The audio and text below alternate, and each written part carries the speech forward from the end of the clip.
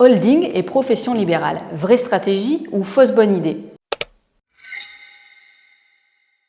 Aujourd'hui, on va parler d'un sujet dont on entend beaucoup parler chez les professions libérales, la société holding. Est-ce qu'il est intéressant d'en créer une, même quand on est médecin, kiné, infirmier, dentiste, etc. Ou est-ce que c'est parfois une fausse bonne idée qui coûte très cher pour rien?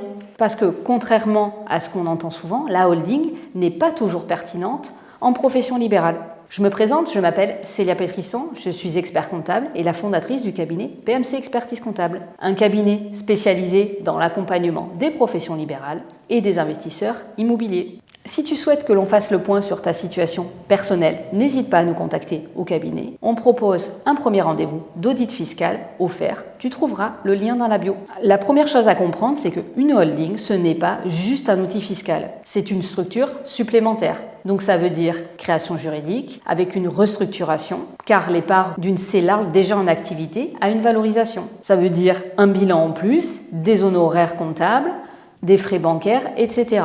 Et concrètement, ça peut vite représenter plusieurs milliers d'euros par an. Donc la vraie question, ce n'est jamais est-ce que la holding optimise la fiscalité? La question, c'est est-ce que le gain est supérieur au coût de gestion annuel et à la complexité? Deuxième point important, la holding fonctionne très bien dans les sociétés commerciales. Pourquoi?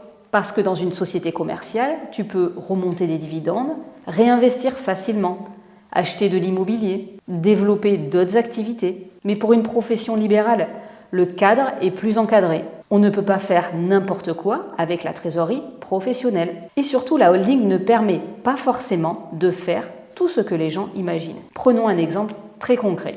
Imaginons un kiné qui fait 100 000 euros de chiffre d'affaires, qui génère de la trésorerie et qui se dit « je vais créer une holding pour investir dans l'immobilier locatif ». Sur le papier, ça paraît logique. Sauf que dans la réalité, la holding d'un professionnel libéral sert surtout à structurer l'activité libérale et donc pas à faire de l'investissement immobilier locatif classique. Il y a un cadre réglementaire à respecter. Elle peut être pertinente par exemple pour acheter ses locaux professionnels, préparer une transmission, organiser la détention de titres, sécuriser le patrimoine professionnel. Mais si l'objectif principal est d'acheter des appartements locatifs, alors la holding n'est pas le meilleur outil.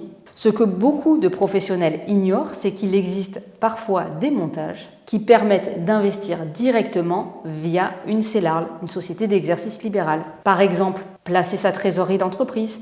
Avant même de créer une holding, on peut placer directement sa trésorerie sur des comptes à terme, un compte titre, un contrat de capitalisation, des placements financiers adaptés.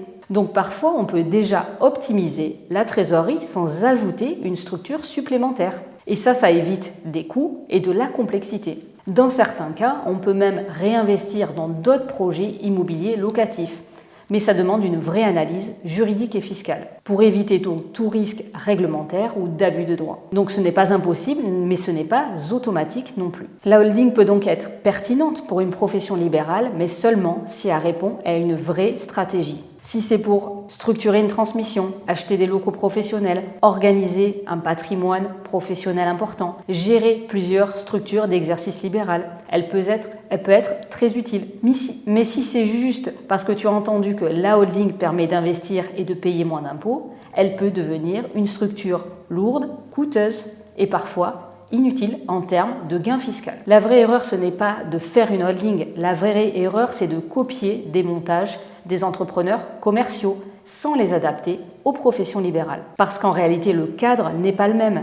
Les règles ne sont pas les mêmes et les stratégies patrimoniales non plus. Si tu es une profession libérale et que tu te poses la question d'une holding, tu peux prendre rendez-vous avec un membre de notre équipe au cabinet pour que l'on fasse le point sur ton projet. Et si cette vidéo t'a aidé à y voir plus clair, pense à t'abonner parce qu'ici on parle structuration, immobilier, fiscalité concrète pour les professions libérales. À très vite pour la prochaine vidéo.